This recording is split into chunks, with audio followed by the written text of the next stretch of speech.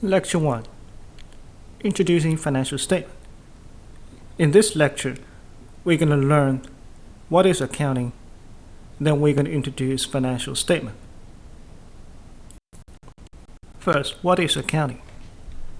Accounting is a process of recording, summarizing, and analyzing financial transactions.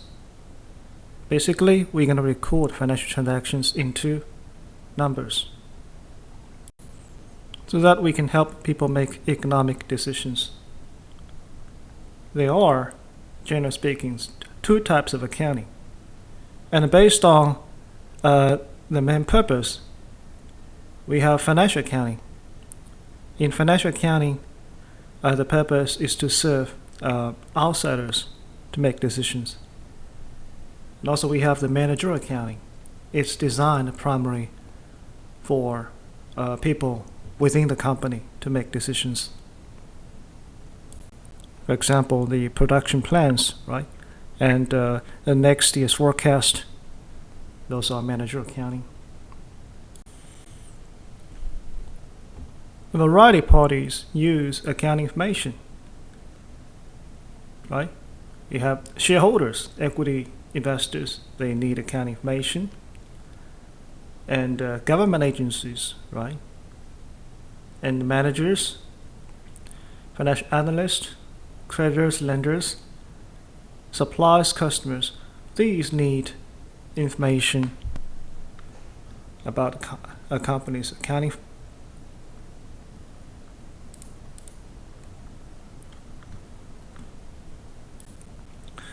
So this table shows the focus of the demanding of accounting information is different for financial accounting and managerial accountings. You can see the management, right, and marketing teams, they're more likely to demand for information from the managerial accounting. And investors and creditors mainly demand information from the financial accountings. And the decisions they're making are different, and the specific information they need is also different. Now let's talk about the business itself. The variety of forms of business ownership. And a corporation, this is the most popular form of business ownership. In corporations, where you can have a large number of owners, you can call them shareholders. Okay, these owners or shareholders, they are normally not involved in daily decision making. Okay, so there's a separation of ownership and the management of the company. We also have the sole proprietorship, in which we only have a single owner who typically also manage the business. Like the grocery store can be a sole proprietorship. If you want to grow the business a little bit larger, we can have the partnership, in which we can have two or more owners, but the numbers could be limited, who are usually involved in managing the business, like most accounting firms. And law firms are partnership. Okay, we have many partners. They operate the company together. So what's unique with a corporation is, okay, unlike the sole proprietorship or partnership, corporation can be treated as a person legally. We call this a legal entity.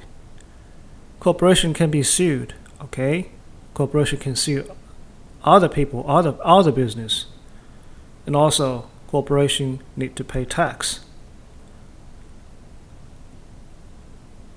On the other way, the sole proprietorship or partnership, income will flow to those owners or partners, so the business itself, okay, does not pay income tax, but the owner and partners, they pay income tax. However, the corporation will pay its own income tax.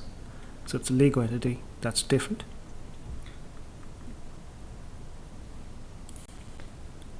Okay, in financial accounting, we're going to focus on the corporation. If you understand corporation, it's not that difficult to understand other form of business of ownership. The accounting will be very similar, but much easier. For corporations, we can have shareholders. Shareholders, they purchase company stock, and they are the owner of the company. However, they are not involved in daily operations. So the only way for them to learn the company's performance is through financial statement. They rely on financial statement information to evaluate the company's financial conditions, to evaluate also the manager's performance, and also they're going to predict future performance of the company, and they're going to make decisions whether they're going to purchase, sell, or keep the stocks.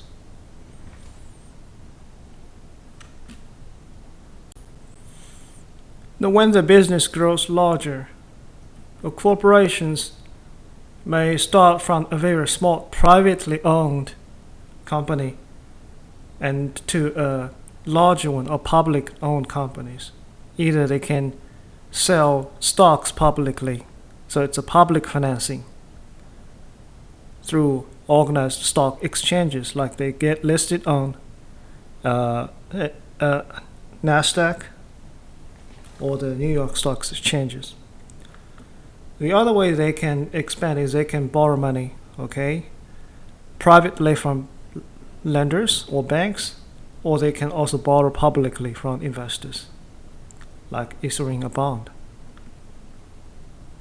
So when a company borrows money, they have to deal with lenders or creditors. So creditors like banks and other lenders, they're going to provide money to the business. They also need financial accounting information to determine whether the business is risky or not. They need those information to make decisions. Suppliers can be viewed as also a type of creditors, because when they provide supplies inventories, they need financial information to establish credited sales terms, to determine their long-term commitment to the supply chain relations. And also managers and board of directors, they also need information of financial statement. For example, the manager's compensation is often linked to financial performance of the company. The board is going to oversee the company's management. They use financial accounting information to review the results of the operations, to see whether the managers are doing a good job or not, whether they need to replace them or they need to keep them, rewarding them with higher compensation. So a variety of parties are using financial information. These are other parties, so you can read the textbook to see what their demand for accounting information. Now, the financial statement, the process can be viewed as a disclosure. So what is a disclosure? Disclosure means providing information to others. Something you know that you need other people to know. We call this disclosure. Disclosure has benefits for sure. When you borrow money, when you disclose information to the lender, you're going to lower the financing cost through getting lower borrowing rates.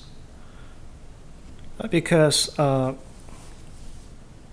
borrowing rates is a return for lenders. If they know nothing or know little about your business, they're going to view your business as a risky one, and they're going to charge a high rate as a return. Because these higher rates will compensate for them to bear the risk of lending money to you. When you disclose, Okay, it's going to lower the risk in the lender's eye. Okay. Also, disclosure may lower operating costs through better prices from suppliers who see a long-term relationship. When they trust you, they're going to build a long-term relationship with your business, and you're going to get a better price for sure. Of course, disclosure has a cost, which means you need to hire people to prepare financial statement for you, right? That's okay. But disclosure will allow your competitors to know better about your business, or potential competitors. If other people, they see the potential of your business, okay, they're gonna get into your industries, they're gonna compete with you. All these gonna lower your profit. So those are also the cost of disclosure. Also, disclosure may incur potential political costs.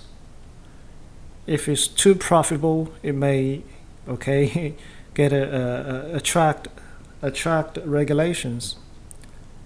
Politicians, they will try to curb your profit, which means you're going to have strict regulations, of course, and increased taxes. So think about it. What is the most profitable business? Okay? And those profitable business, do they have financial statement? No. Okay?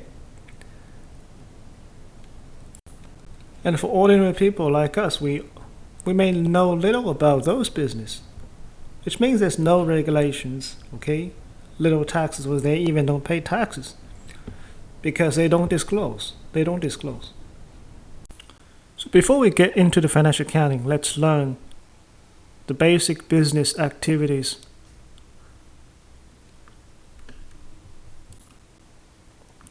So those red arrows means the business environment. We have industry competitions, we have customer preferences, economic conditions, regulations. Then we're going to plan our business. A business plans activities like we're going to plan financing activities, we're going to plan investing activities, and then we can engage in the operations. So when you have a plan, right, we're going to first figure out how we're going to finance, where to get money. Okay, do we need to borrow, or do we need to get investment from shareholders? Okay, once we have the money, we're going to make investment. Do we need to invest in a lot of equipment, or do we need to invest a lot in intangibles, or invest in financial assets?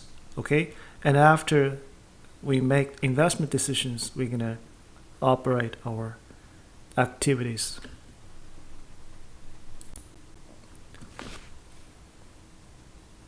Right here, we need to understand the difference between goals and strategies. It's a slightly different.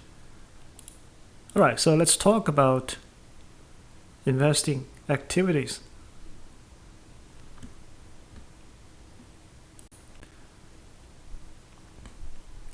Now we're going to make a decision whether we're going to acquire or dispose resources.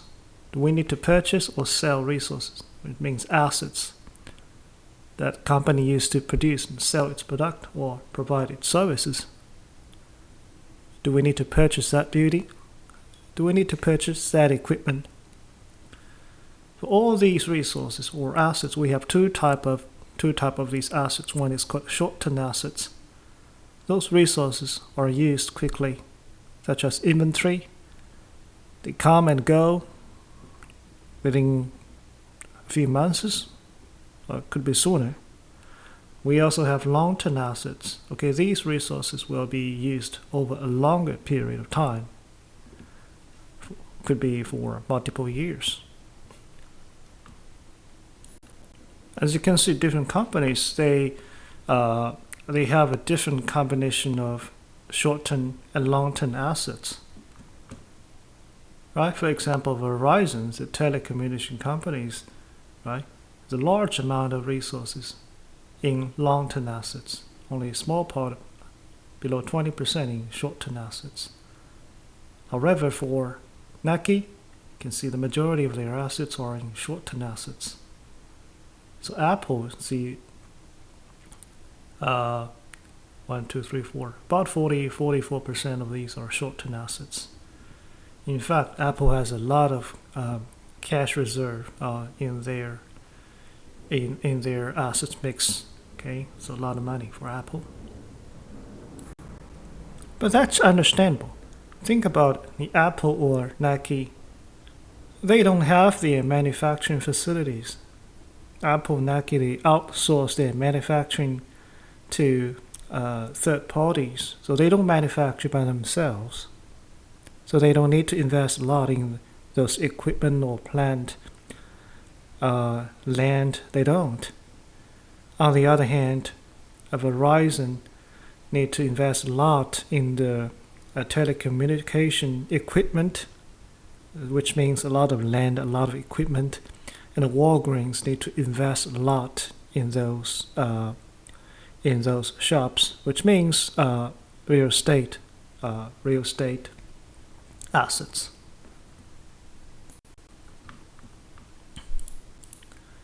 Financing activities, which means that we talk about that, whether we're going to borrow or whether we're going to receive investment from investors or owners.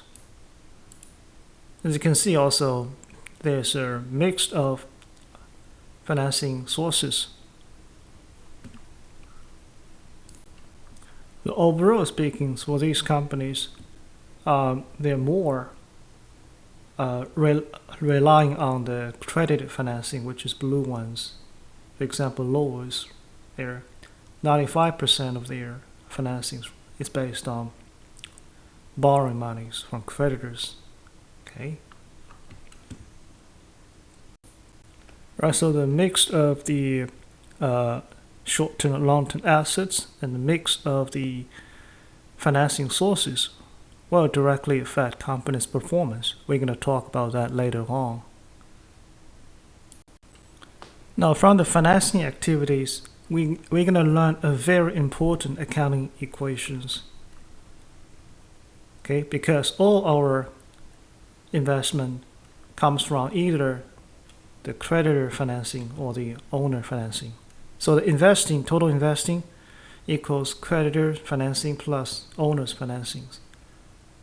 And the change to accounting terms is assets equals liabilities plus equities. Okay, this is very important accounting equations, and we're going to see them again and again.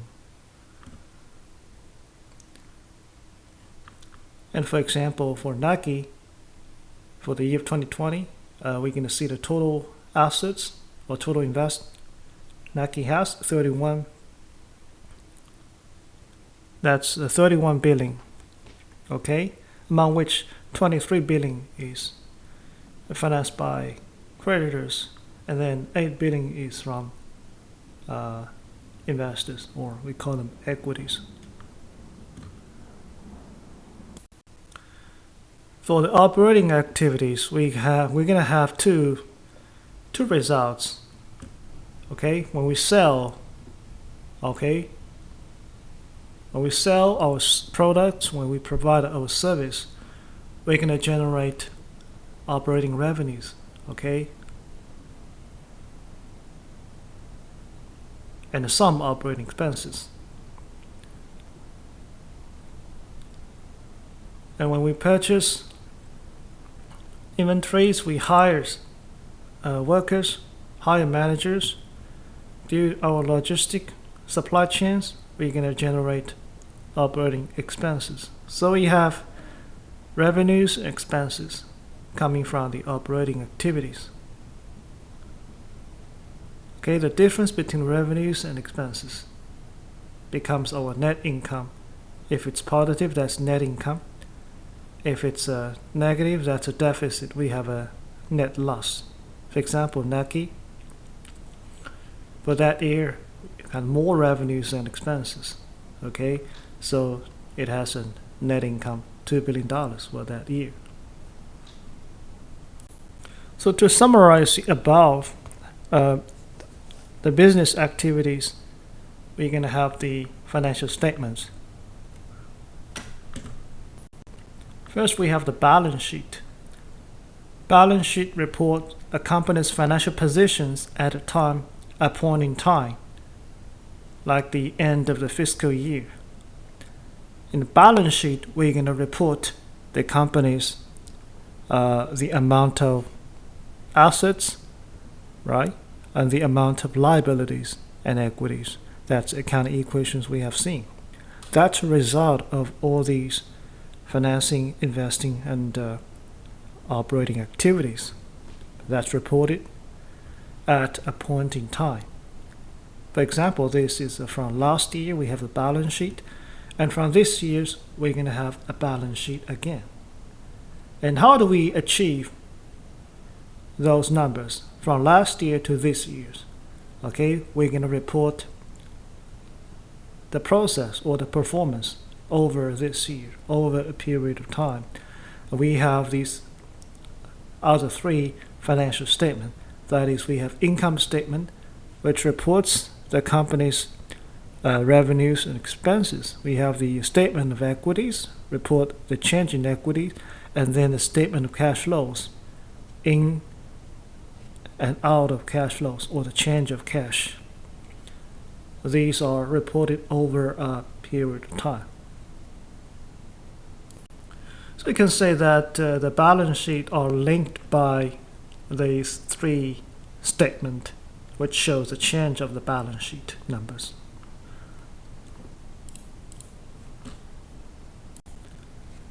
Reporting period. How frequently do we report? The companies can report annually, semi-annually, quarterly, or monthly. And for public companies, the annual and quarterly reportings are the most common ones. All right, so if company choose to report annually, we have to learn fiscal year. And fiscal year is a 1 year reporting period. Okay, we also call them an accounting year.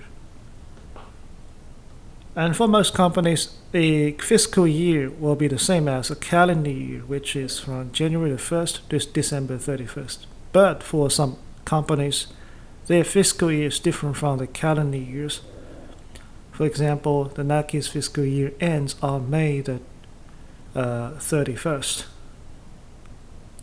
And some companies may determine they're going to use a fiscal year will end, for example, the second Thursday of the month of April, So every year their fiscal year will end in different date. So it has a little bit different.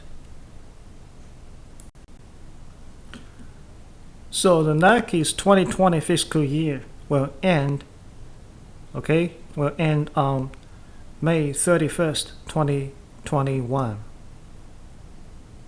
Okay? If, for example, another company's fiscal year ends on July 31st, okay? If it's end on 2021, July 1st, 2021, and we're going to call that year the fiscal year of 2021. So it depends on the majority of their months is within the calendar year of 2020 or 2021. We call them the 2020 report or 2021 report.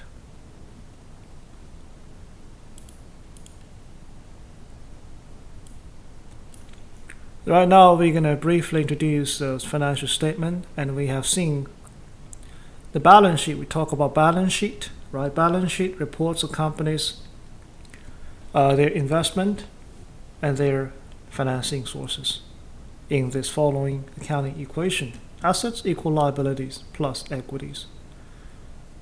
Okay, this is also known as a statement of financial positions. Assets always equals the sum of those two. And so in the next tables, we're going to see columns for assets and 2 columns for liability and equities. The total will be the same. And here we have an example of Nike's balance sheet. So this is a condensed ones. So we have assets part, $31 billion, followed by liabilities.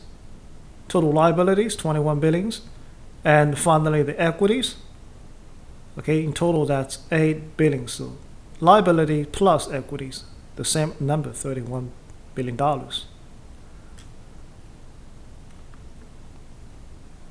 So that's the main idea of the balance sheet. Of course, for the balance sheet, we have the title, balance sheet. Be careful, we have this report is for a specific point in time. That's for May 31st, 2020. Okay. Next, income statement reports the result of companies' revenues and expenses. Okay, from their operating activities. The difference could be net income or could be a net loss. So the income statement is also called the statement of income, statement of earnings, statement of operations, statement of profit loss, P&L.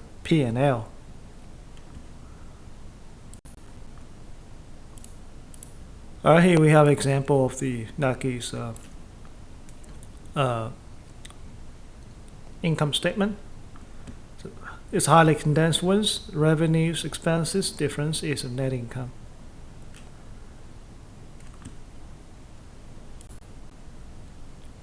If we give a little bit more details, okay, for the expense, we have the cost of goods sold, right? That's cost of products, including materials, labors, and overhead. Difference between revenues and cost of goods sold equals gross profit. So these are profit before we deducting any other related expenses. What are those other expenses we need to deduct? That's other expenses, including income taxes. Okay, after we deduct these things, we have the net income. Right, and finally, the statement of stockholders' equity reports a change in company's equity over a period of time. So what are those changes? Okay, investors can invest more, which is show an increase in contributed capital.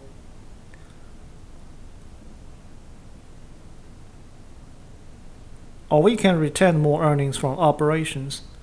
Those are the cumulative income since the company began business, minus any dividend paid out to shareholders. So the income will be kept by the company. We call these retained earnings. Okay, so both contribute capital, return earnings is going to show the basically the main shareholders' equity changes. Of course, we have other changes. We'll be reporting other stockholders' equity changes. So this is the basic idea of the statement of stockholders' equity. Right here we have example of Nike's statement of stockholders' equity.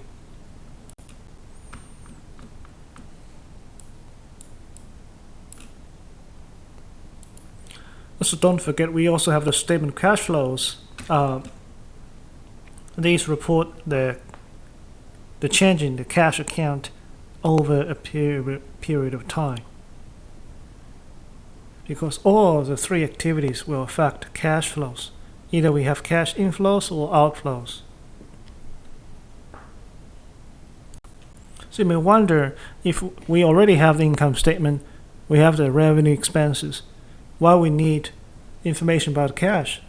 That's because operating cash flows will differ from the net income. Those two numbers will be different. That's a key issue in the financial accounting. If we have a revenue, if we receive sales revenue, it doesn't mean we receive cash. A company can make money from credited sales, okay, which means customers may not pay yet, but that's a revenue.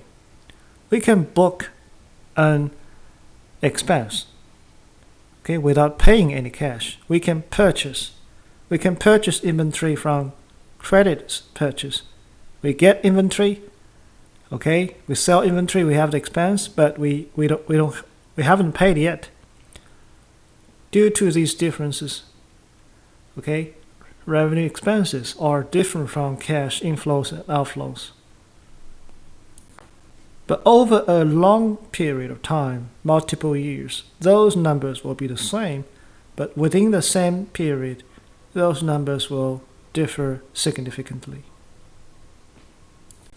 Therefore, their statement of cash flows provide us a different perspective for business performance, which is very important because the income statement can be manipulated easily. Okay, so even a bad business can be dressed like a beauty. However, if we have the statement of cash flows, it can open another windows and we can see the company from a different perspective. Many times we will find a problem. Right here we have an example of Naki's statement of cash flows. Basically, we're going to show 3 cash flows: operating cash flows, investing cash flow, and financing cash flows. Okay, we're going to show the change in their cash account. Okay. Well, these just a brief introduction, so we're going to learn these statement in details after we cover the financial accounting.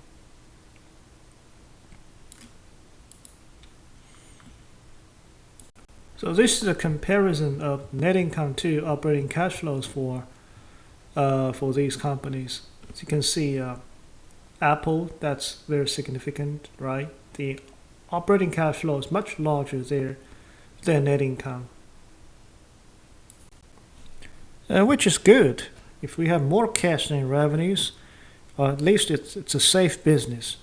There are a variety of reasons why this happens, but let me give you just one simple reason.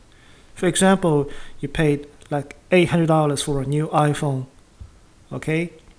So Apple is going to receive $800 cash, but Apple cannot book $800 revenues because based on accounting standards, Apple is going to subtract a part of it because it hasn't fulfilled all its sales obligations. When they sell iPhone to you, they promise, okay, it's usable. They also promise for future updates. Okay, those future updates hasn't been fulfilled by Apple. They're gonna send you updates for the next three or 4 years. So they are going to record those part of the revenues for the next 2 or 3 years. So likely they're gonna book a $600 revenue, and they're gonna keep the $200 to book for future revenues. Therefore, Apple's operating cash flows is larger than their net income. That's only one reason why this happens, but give you some ideas why this happens. So in addition to the time linkages we have seen, the financial statements are linked in the following ways, and we call this articulation of financial statement. So these financial statements, they provide different information needs. For example, if we want to see how did cash change, we check the statement of cash flows. We want to see earnings, we look at the statement of income. So the articulation of financial statement looks like the following ways.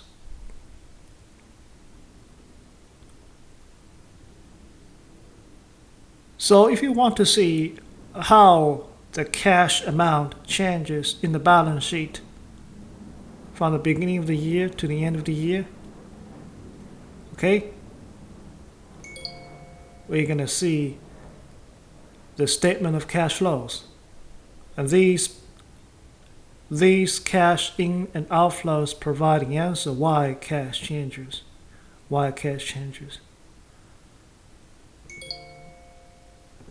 Next, we're going to see how the stockholders' equity changes from the beginning of the year to the end of the year.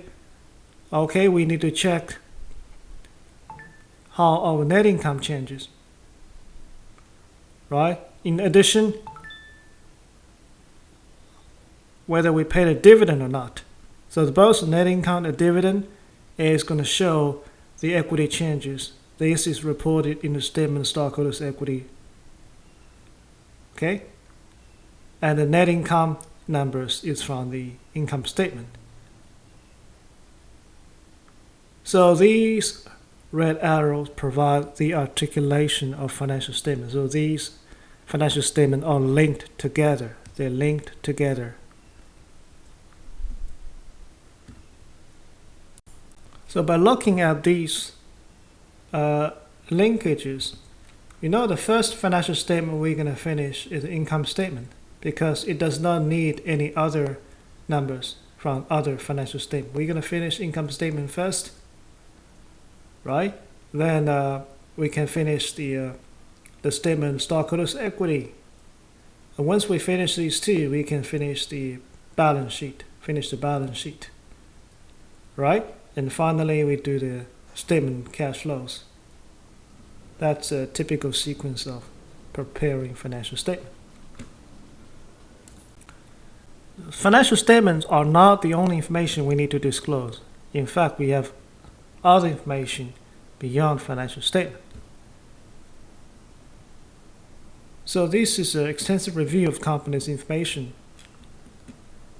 So many other information is communicated through the management discussion analysis, MD&A, which the manager is going to discuss this year's performance, analyze the business, and predict the future performance. That's MD&A, which is a very important disclosure. We also have the independent auditors' reports. We can hire auditors to give our companies opinions about our performance. That's an independent auditor report. Also, we have the financial statement disclosure notes. These notes provide more details, information about our numbers reported in financial statement. Also, we have other regulatory filings like proxy statement and other SEC filings provide a lot of information. For example, the proxy statement will be sent to shareholders before the annual meeting, so the shareholders can use information to vote. Okay, so the proxy statement typically is going to contain the compensation information for managers and for board of directors. They're going to also contain information about existing board members. And if there's a vote, they're going to provide information about candidate or board members, so that shareholders is going to make decisions who they're going to vote for. Okay, and many other information in proxy statement.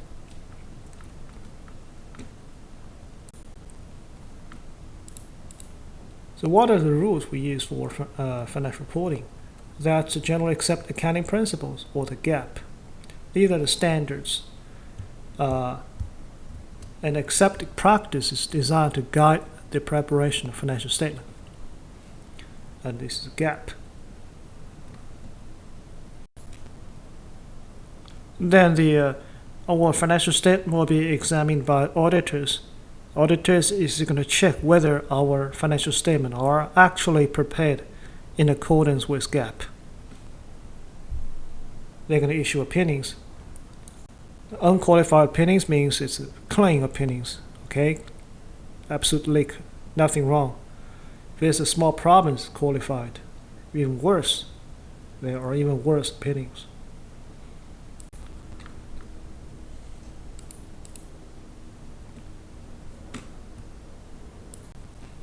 So who are overseeing the whole market, make all their regulations? We have to talk about the SEC, the Security Exchange Commissions, which is created during the Great Depressions of the based on the Act of the Security Act of 1934. Before that, the market was really in a mess that a lot of things can happen. You can think of the market as a wild, wild west at that time. So many things can happen. People can get rich overnight, or become poverty will come overnight because of a scam. Okay. So the SEC is going to oversee the all the trading securities in the U.S. All the trading securities, meaning stocks and also all the bonds if they are public issued. So who must report to SEC? Companies with more than 10 million assets, whose securities are held by more than 500 owners, must file annual report to the SEC.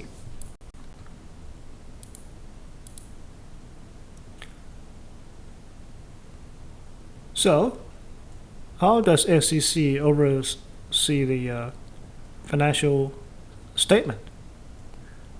Okay, the Financial Accounting Standard Board is going to make regulations for financial accounting. So the FASB established accounting standards in the U.S. The FASB developed a conceptual framework to serve as a guide for accounting issues not covered by standards.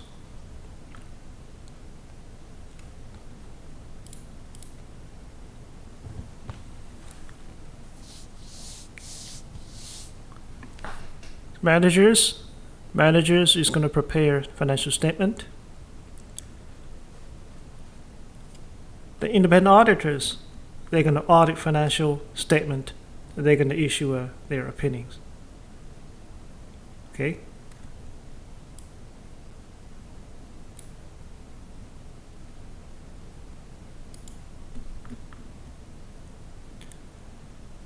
So the financial market experienced a severe loss during the 2000.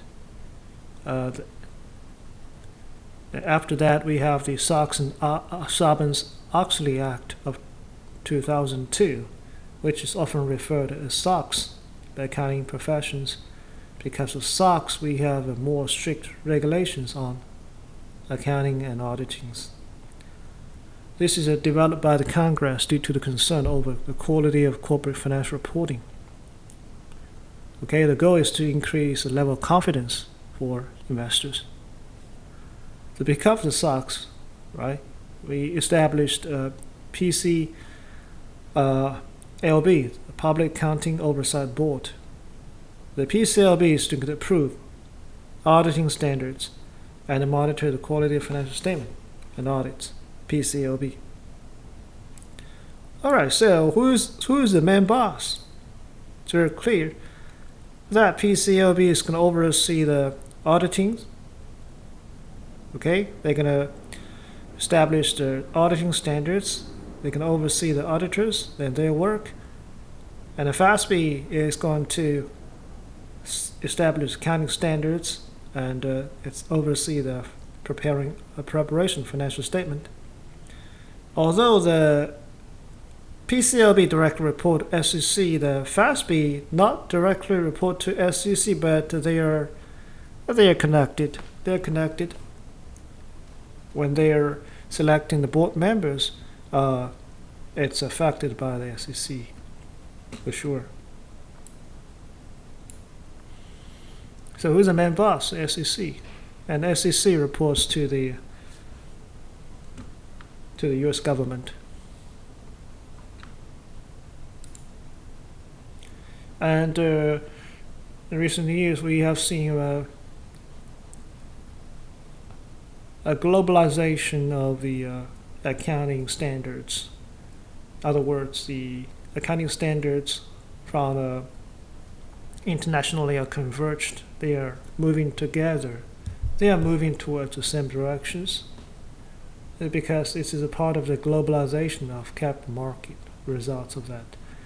Things change a little bit in the recent few years, the globalization is becoming slower and slower, and the separation of the market could be more obvious. Anyway, outside U.S., we have these International Accounting Standard Board, ISB. They set accounting standards called International Financial Reporting Standards. IFRS is widely adopted by companies, other countries.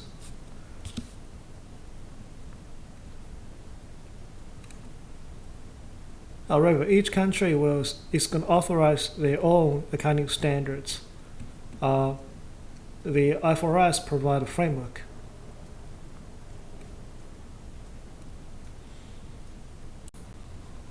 Now, for example, for the company listed in the United States, right, we're going to see financial reports prepared under the GAAP. But however, some companies are foreign companies, and back in their countries, they prepare the financial statement with IFRS or their own accounting standards. So, if that's true, when they prepare financial statement to the